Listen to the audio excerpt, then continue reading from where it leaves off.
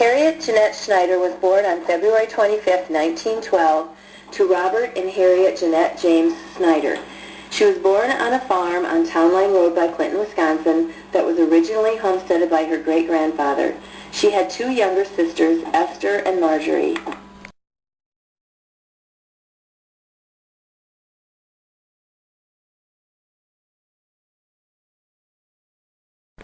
Janette began kindergarten in Clinton, Wisconsin.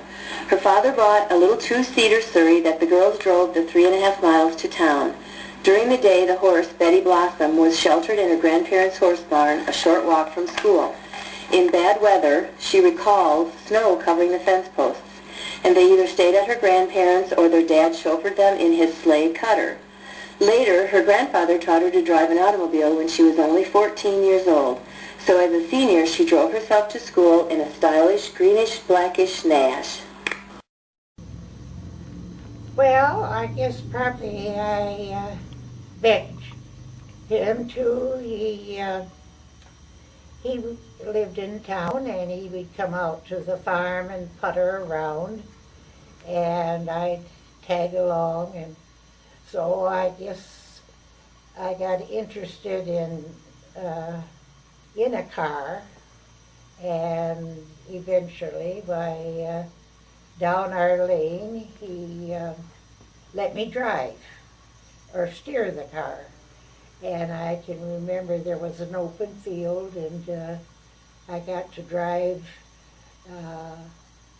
off the lane into the field and around so that I could start it and stop it. So then you drove to high school after that?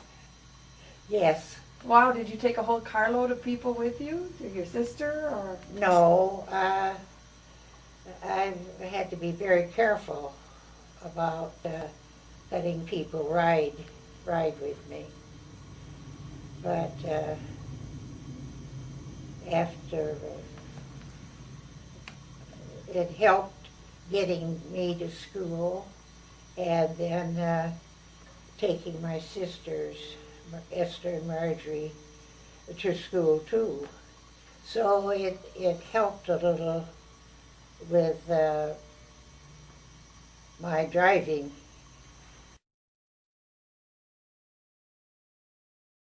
And you also told me you're a bit of a tomboy. You didn't go to the barn. No. But you were a bit of a tomboy. What does that mean exactly?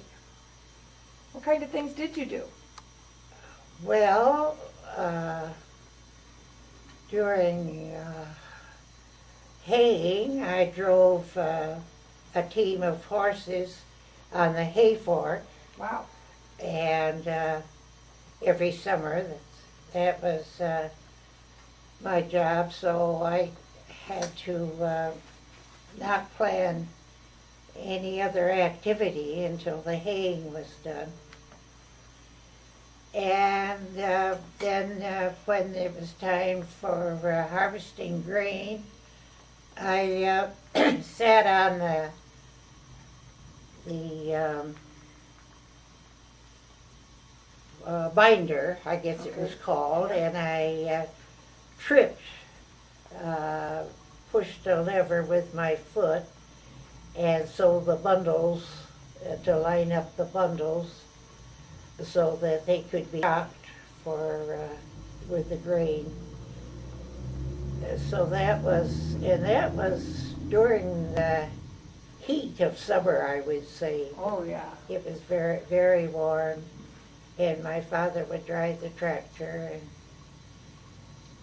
and generally we had a bottle of cold water because we would get quite dry.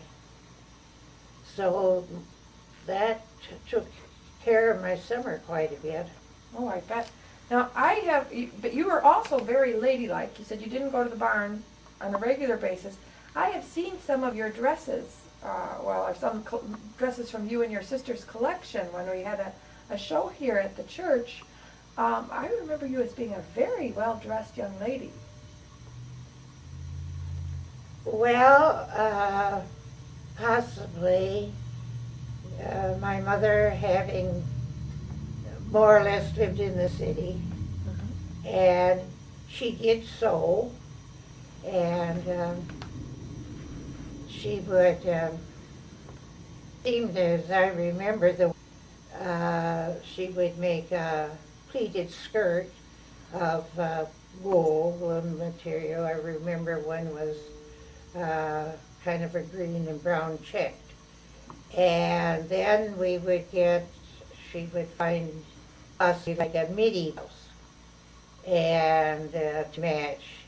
And that seemed to be kind of a uniform. We didn't call it a uniform, but it was worn every day. This is what all the girls wore.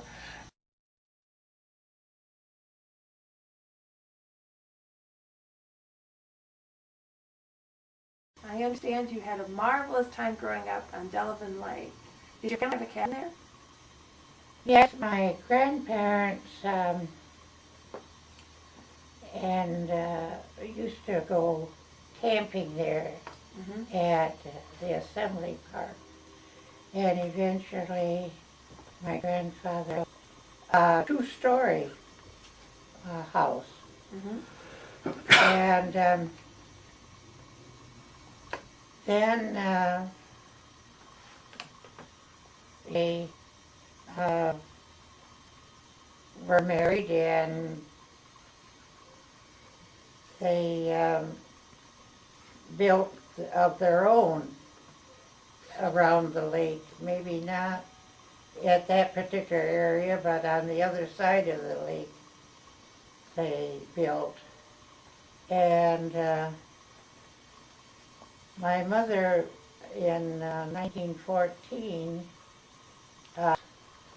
and so we could go and come as we wished, but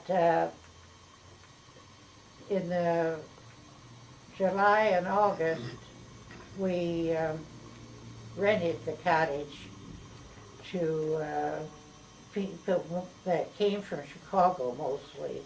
Would come out for a couple of weeks or short time. And so we would, after they left, we would go out and clean, get ready for the next tenants. So we were in and out during the summer in July and August, but the other months we could go anytime we wished. Was that a special part of your girlhood, spending time on the lake? Do you have any memories? Yes, oh yes, I learned to swim. All our family could swim. My mother and father swam. I can remember my father diving in and plump, splash. And then I was able to row a boat and take my sisters out, and we would catch fish, particularly bluegills off the pier. I remember laying on the pier and fishing for bluegills.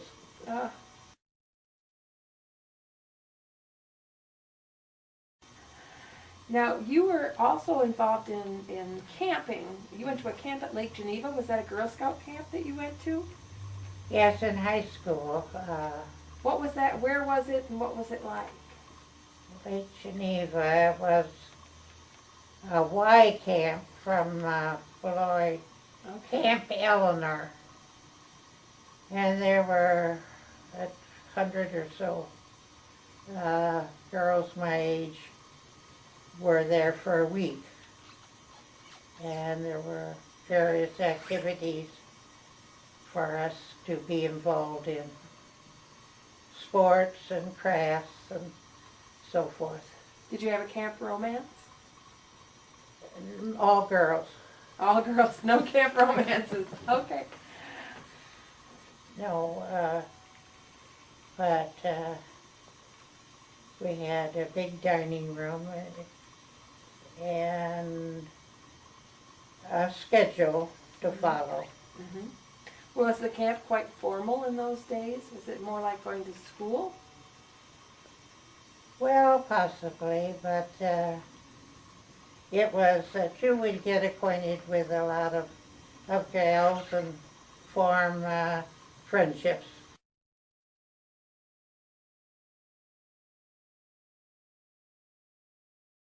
Now, do you have a favorite childhood story you like to tell your kids and grandkids about what it was like to be in Clinton as a kid yourself? Are there any stories of your school days, for example? Well, I used to come up and stay at my grandparents', and roller skating seemed to be the sport that was good any time of the year. We used to come down the big hill on roller skates. Ooh. And I remember we would, there was a joint in the cement, we would jump that. Oh my gosh. And I remember I had a lot of scarred knees, red knees. Didn't make all the jumps. Were these the old kind of roller skates that required a key to put on? Oh, yes. Oh my goodness. Yes, they had the key, but it was great. Yeah, I remember when we had cement roads, and there was opening between Blight and Clinton. One of the gals, an older one, of course, skated from Clinton to Beloit. Oh.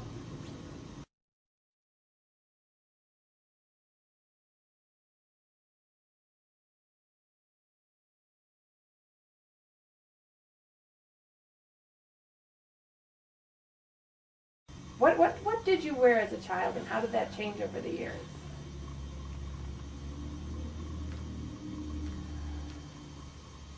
Well, we had knickers now and then. Men wore them, and women wore knickers in the summer. Came down below your knee with kind of a band to hold them there. Okay. And the men's knickers, I think, were very similar. Mm-hmm. Would you have always worn dresses, though, to school or to church? Yes. In the winter time, my mother would make woolen, heavy, pleated, box pleated skirt for me. And then I would wear a midi blouse. I remember one year it was brown. What is a midi blouse? A midi blouse was like a sailor would wear, kind of a square collar. Mm-hmm. And one year I wore, I think, kind of a green and brown checked and a brown midi blouse all year, all winter. And another year it was blue. Blue, I remember those two outfits, day in and day out. How many outfits would a young woman, a well-dressed young woman, have owned in those days? Nowadays our kids think they have to have an endless supply of clothes, but how many outfits would a well-dressed young woman have owned? I don't know. My mother would go to once or twice a year to Bostwick's in Janesville, the store, and buy a good dress. And her sister in Minot, North Dakota, would do the same and Mina. And so many times their best dresses were very similar. Oh, It must have been the style. as a child, were, oh, I know I was going to ask you, let me come back to this. Was writing, you just mentioned that your mother and her sister wrote a great deal to each other. Were letters very important to people? There was no picking up the telephone to call each other. What role did letters play in staying in touch? Oh yes, they stayed in touch. Were letters very important for that? Is that how you learned how other family members fared elsewhere? Yes, the letters with her sisters. She had a sister in Minneapolis too that had a daughter my age. So, but the sister in Dakota that had 2 sons. Did you write to any of these cousins? I could have exchanged holiday cards with my cousins. After graduation from Clinton High School in 1930, Janette attended Rock County Normal School and taught the next 10 years in rural one-room schools surrounding Clinton with the initial salary of $70 a month. She drove 25 miles round trip to and from school in a Ford with a rumble seat. Responsibilities included bringing in the wood from the woodshed, building the fire in the huge black-bellied stove, taking out ashes, sweeping the floor, and Fridays treating the wood floor with sweeping compound. Was it a one-room schoolhouse? Yes. And you were the only teacher in the building? Yes. What was that like? Was that a huge, I mean, how old were you when you started doing this? How old were you when you started teaching at Murray School? Well, that I don't. Age never makes any difference to me. I don't keep track. Well, I just wonder, you graduated from high school when you were what, 16? Yes. Then I went to Rock County Normal. For 2 years. 1 year. 1 year. And then I got a job at Rock Prairie, and that's in Johnstown. Okay. Over by Rock Prairie Church. Yes, it's Okay. right almost next to it. It's no hint now of the building. Oh, It has been taken over by and built on a home. Mhm. They built a home on it. I was there for 3 years. okay. And at a salary, starting salary of $70. Oh, for the whole school year?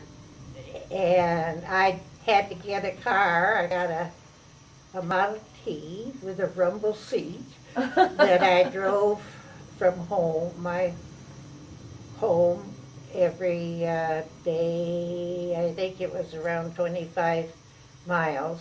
How long did it take you to get there? Not too long. I drove right along. Around on you a little bit here. You must have been in your teens when you started teaching at Rock Prairie. Your upper teens, probably. Could be. Well, how much older were you than some of the students? Well, I only wait to 8th grade. Oh, okay. So there was a bit of a gap between you and some of Yes, and all.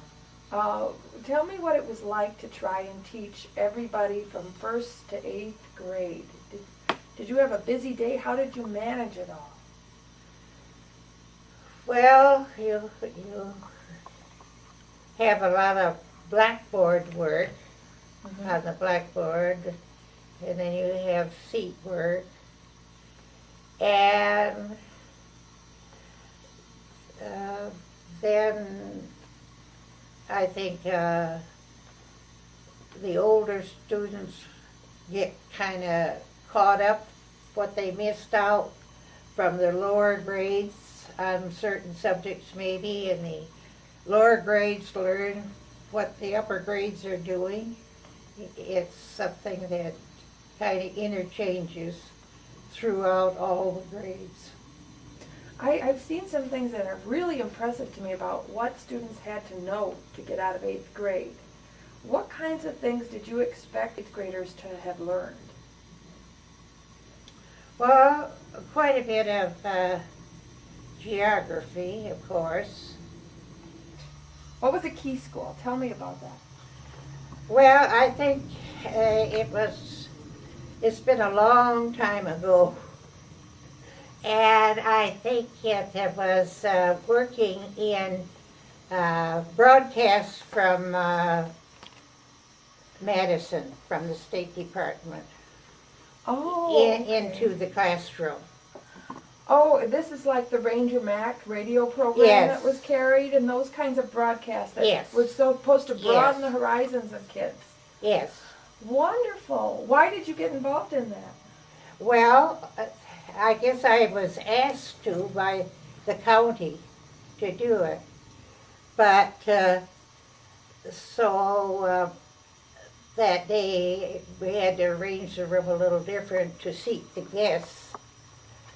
And we, of course, used the radio in the morning schedule. But the thing was, I went to turn on the radio and it didn't come on. Ooh. So I gave it a smack and it came on. And those teachers that I meet to this day remember the radio part of it. The smack.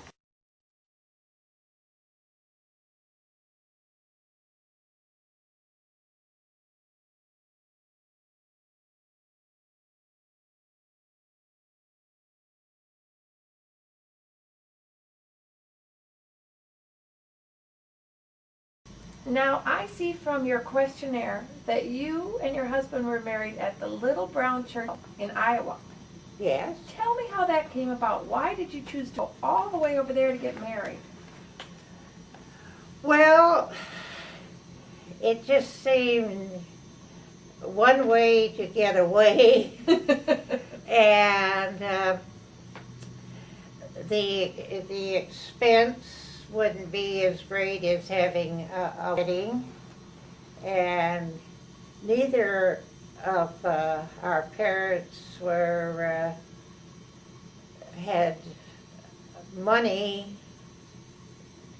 perhaps for a wedding, a big wedding, although I'm sure that there could have been a local wedding, but many couples, Little Brown Church was very popular in those years, and so we thought, well, why not?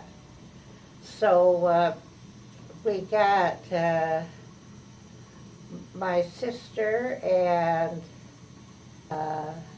now Harold was called Dick. Yes, I saw that. And so he went by everyone knew him as Dick. And his friend, who was Leroy Summers, and he lives in the Chicago area now, or has. To drive and be our attendants at the church. So there were two cars going, and it was a blistering hot day, the 1st of June in 1940. In order to go, we had to make quite a few arrangements because school was not out at Murray School really, because there was always a big play day in the county when each school district students competed against one another. A big Rock County play day. And that was the day that, for 1940, for the play day. And so I got Marion Larson Higgins to take care of my children at the play date so that I could go. So, and they entered in the various games for Murray. Well, we got to Iowa finally, and so we looked up the gentleman that issued marriage licenses in this town. Mm-hmm. Nashua, isn't it? No, No? we found out that the Little Brown Church was not in this county. And so our marriage license was no good. I still have it today. And so when we had to go on then to Nashville was quite a distance. And the day began to get later. We finally found the clerk to issue the license. And we got to the Little Brown Church finally, and it was about 8 o'clock at night. And I changed into my blue dress, and the music, there was a musician that played the wedding march, and the minister. And I remember I cried all during the service. Aww. Tears came down. I gotta ask you, you have done some unconventional things in your life. Not, I don't mean that in a way that's disrespectful, but you have had the courage to do the things that were right for you. You taught for 10 years, raised your family, then you worked for another 10 years. You were on school board. You married maybe a little later because you worked for those 10 years in the schools, you said, so that would be from 18 to 28. How do you see that? Are you are you willing to be a little different in order to achieve the things you think are important? Is that a fair description? Oh, I didn't think I was different.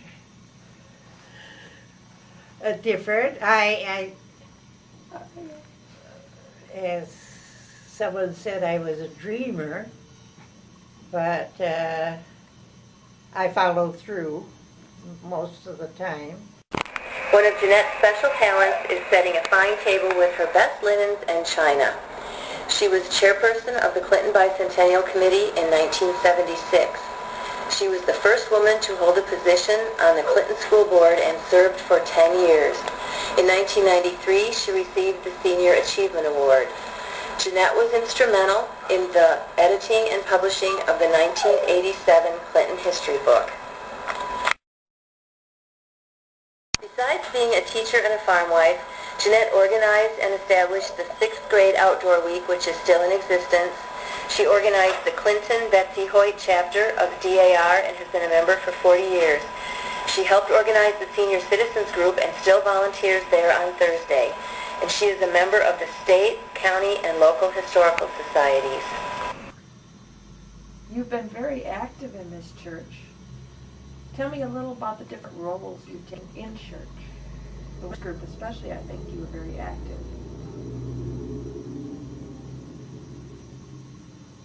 Well, I guess I enjoyed being with the women. I had wonderful, wonderful cooperation, and I think a lot of it helped being a friend of the ministers' wives.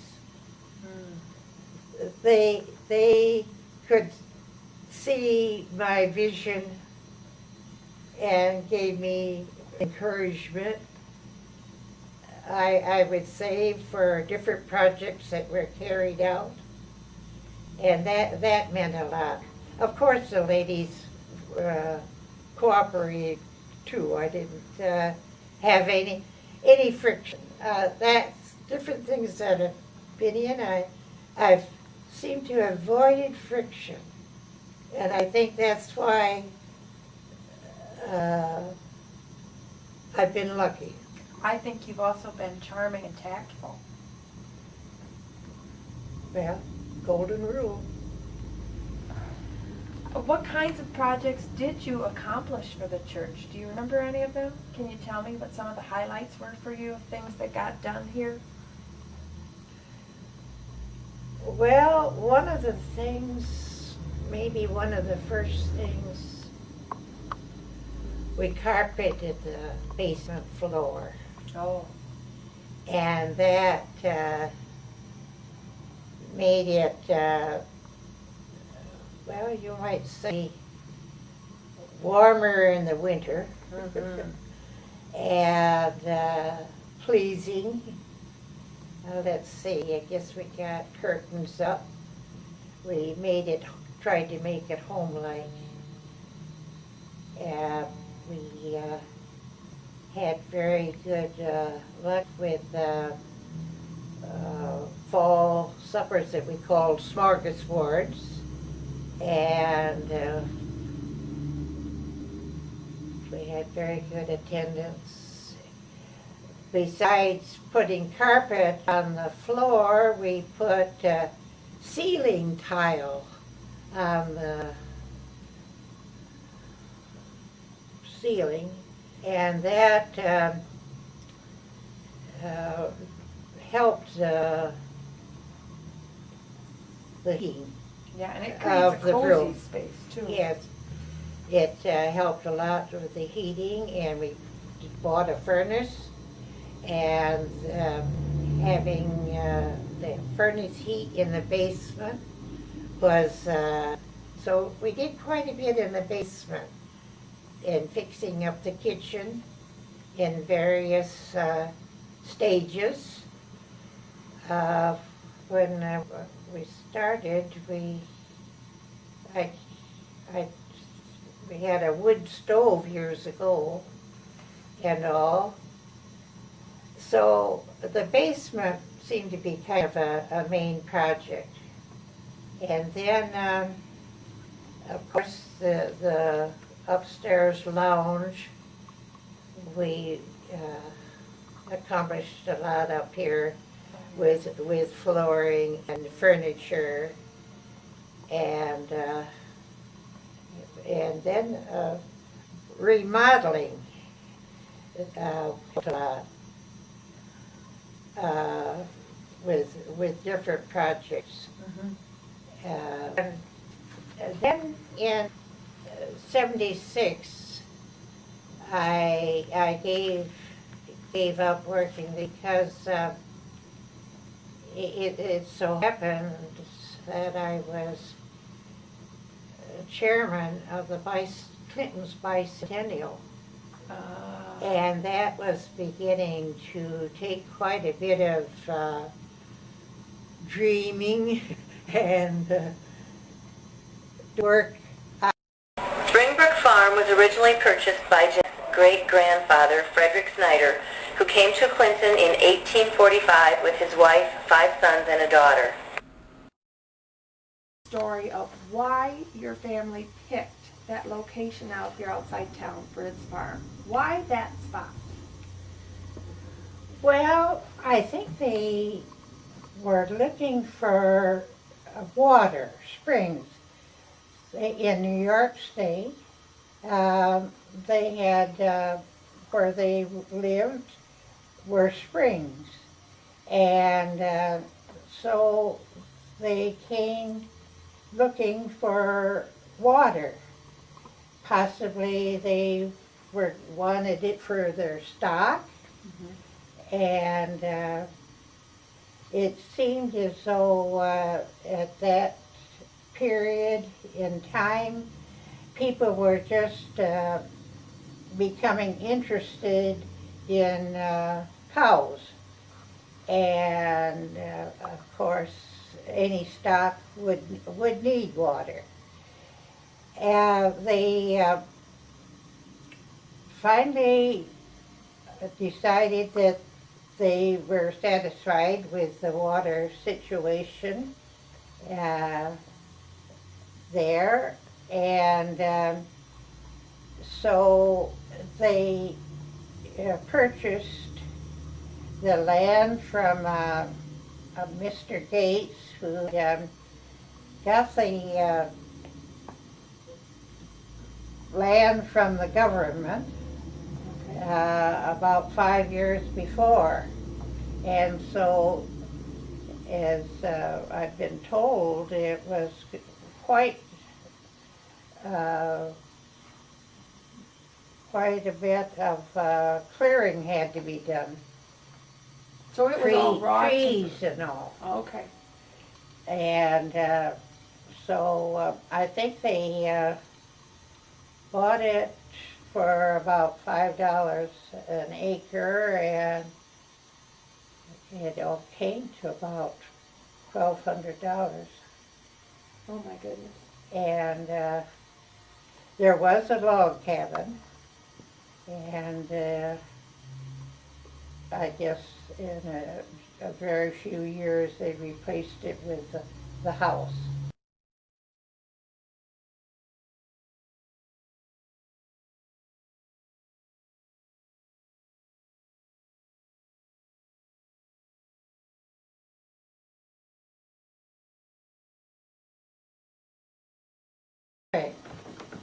The spring water is clear, very clear, and it had been tested during the course of years to be pure. And they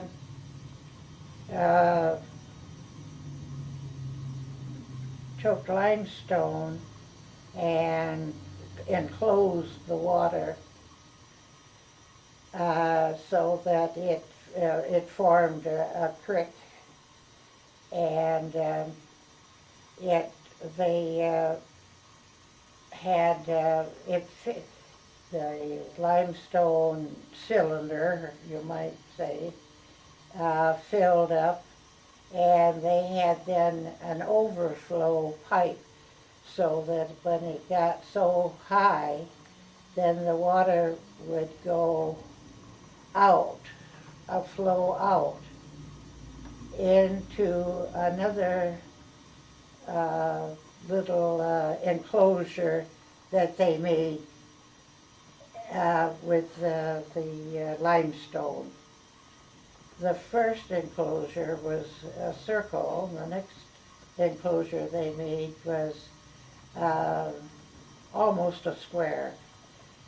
And they enclosed that with limestone, and then had an overflow pipe for that to flow into a creek.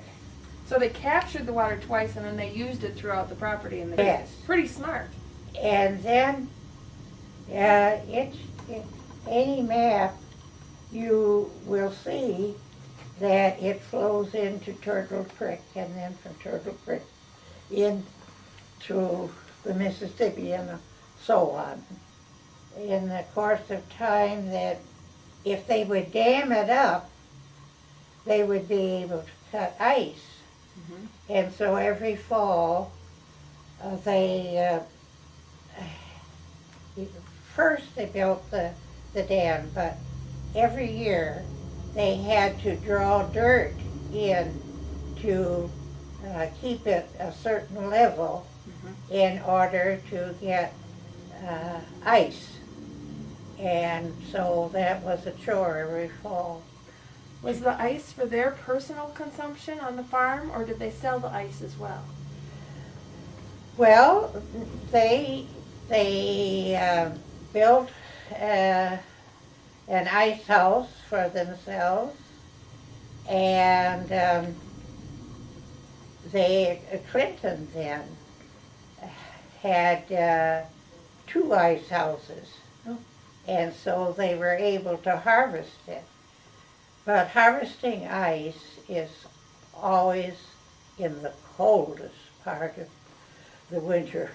Oh, yeah. And I can remember when they cut ice that we would have extra help then, because one person would have to saw it and load when they would haul it in a bobsleigh, more or less, as in a load. And so it would have to be loaded there to at the near the dam, and we'd always have to get a horse shod, particularly to walk on the ice, because the horse would draw a marker to on top of the ice to show where it would be sawed.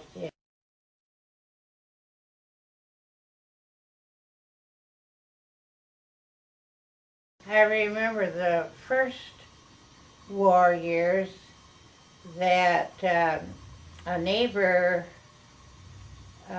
boy, young man, worked for us, and he went to war, and my mother would write letters to him, and we followed the war, waiting for him to come home again. Did he come home safely? Yes, he did, and married and had a family.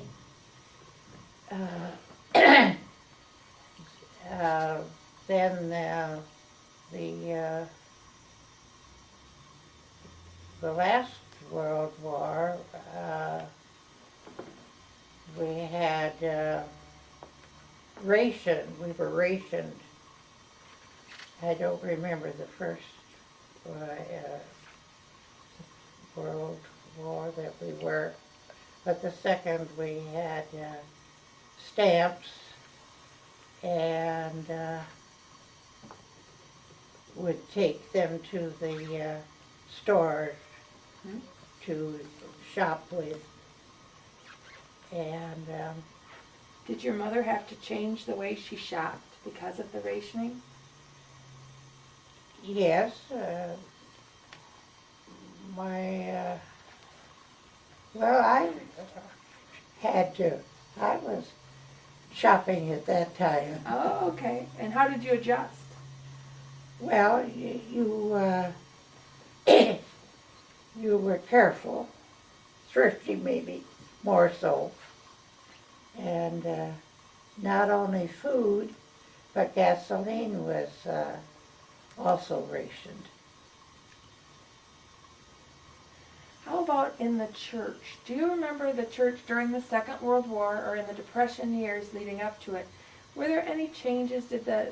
I'm thinking, did the church women get together and do anything to raise funds for any special causes? Were there a need to take care of more people who were homeless or poor during those years? Well, of course, 1919, and before they were planning to put a basement in the church. There wasn't a basement. And I think we had in the kitchen wooden stove, and there was no electricity at that time. In the kitchen, it was more or less wood, and I think now and then a little coal. Okay.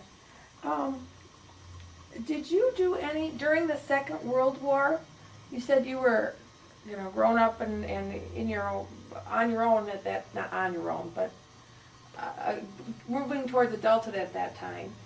Do you remember doing any volunteer work related to the war? No, only buying stamps. I guess, what were they called? War bonds? The, They're probably gas stamps, something like that. Was it gas no, stamp? War thi- bonds? This was investing. War stamps War bonds. to support the war. Were they bonds or were they actually stamps that you bought in small? Well, amounts? they were both. They were both. Yeah, I They, think I've they, heard about this. they came out, I think,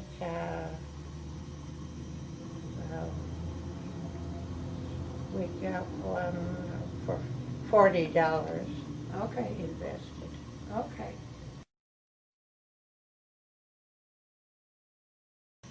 Well, I think the golden rule, do unto others, you'd have them do unto you.